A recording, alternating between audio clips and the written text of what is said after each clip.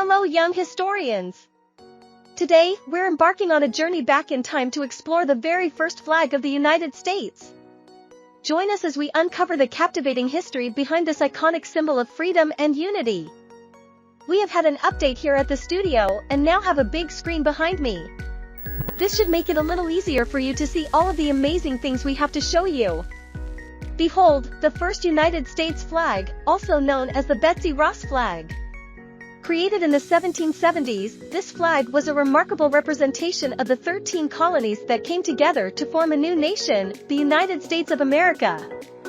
Legend has it that Betsy Ross, a skilled seamstress, was commissioned by George Washington himself to create the first flag.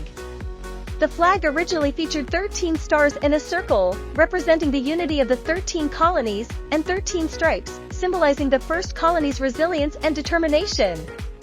As the nation expanded, so did the number of stars on the flag. Each new state that joined the Union brought a new star, adding to the flag's grandeur. The first U.S. flag was raised high during significant historical events, like the American Revolution and the War of 1812. It served as a powerful symbol of hope, freedom, and patriotism for the people of the new nation. Today, the first United States flag remains a cherished part of American history and a reminder of the courage and unity that founded this great nation. As the stars and stripes continue to represent the land of the free and the home of the brave, we honor the legacy of those who paved the way for a brighter future. If you enjoyed this historical journey or want to explore more captivating stories from the past, don't forget to hit the like button and subscribe to our channel. You can also always find a fun adventure in the Bedtime Stories for a Princess book series.